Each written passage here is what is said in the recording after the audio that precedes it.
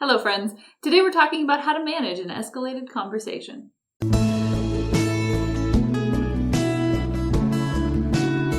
It's really easy to get caught up in de-escalation as an argument where there's a winner and a loser, strategies and advantages and points, to view the situation as a game to be played, a sport to compete in, and a contest to win. Successfully managed de-escalation conversations absolutely feel amazing to participate in and to facilitate.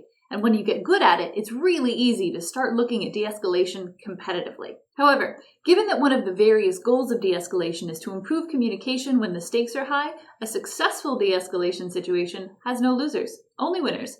This competitive attitude is not great for long-term success. Even in a situation where the immediate escalation seems to have been resolved, a competitive dynamic leaves open the possibility of reappearances of the same issues for the sole reason that no one likes to lose. It can also be a big barrier in the moment. Boiling down de-escalation techniques to a series of formulas limits the de-escalator's possible actions. It turns the de-escalation into a formalized dance, where the de-escalator is leading and the expectation is that the escalated person will follow. If you've ever been reminded to take out the trash when you're on your way to take out the trash, then you understand a little bit of why this is not a great setup for de-escalation. It's also really easy to fall into a place where you, the de-escalator, aren't really listening to the escalated person. If you're thinking of de-escalation as a checklist where you just have to say all the right things and then you're done, then you miss information that the escalated person is giving you. You miss the opportunity to treat their situation like it's personal and unique to them. Which is a shame, because it is. When you're looking at the next item on the list, you're not listening. You're waiting for your chance to speak, and that's going to be a real barrier for de-escalation, since de-escalation can't be done alone.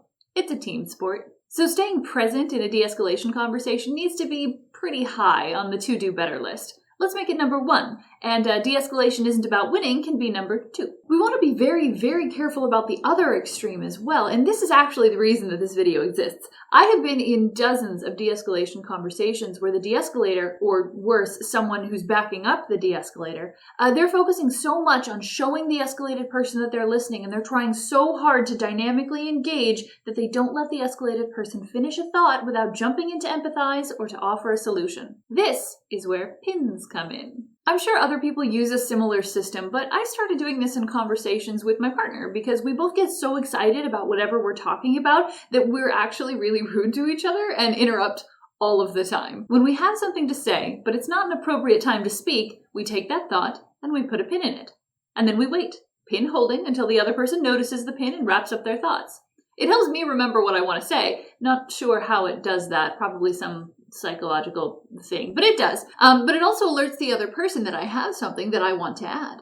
I've done this in conversations with people who don't know about it as well. Most of them simply treat it like raising a hand in class, but without the condescension of calling on me, like we aren't peers. They just go, "Oh, did you have something to add?" And then we go from there.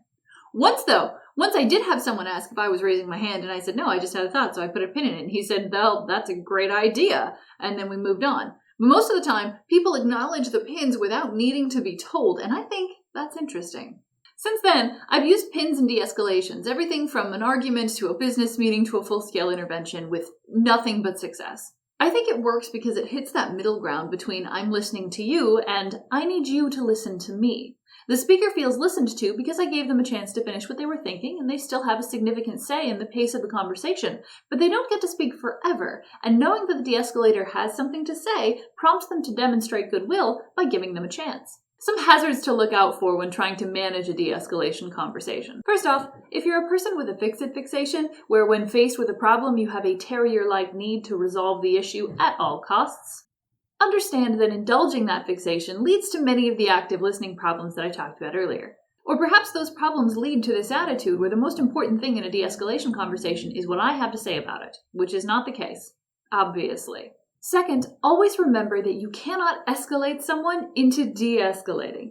Sometimes, especially in those circumstances where the escalated person isn't simply escalated, they're also dealing with extreme emotions, like someone who's grieving, or they're not neurotypical, like someone who's manic or autistic, or they're also dealing with a chemical problem, like a drug or withdrawal. It's easy to look at the general mental chaos that is happening and try to impose order upon it, usually by giving commands or yelling. We talked about behavior suppression a little bit in the episode on options and orders, and it really does deserve its own episode sometime. Finally, remember that not all situations need to be managed. Unless there's an immediate safety issue that your presence is preventing, you can leave. Take a break. Agree to pick up this conversation later.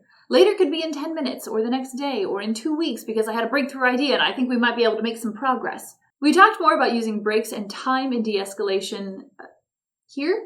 If I do my job right, it should be here. What do you think? What are your tips and tricks for managing high-stress conversations? How do you keep them productive? Is it really possible to make sure that everyone gets heard, or would it be better for the conversation to be heavily managed by one side or the other? Put your stories, additions, or corrections in the comments. Be smart, stay safe. Bye.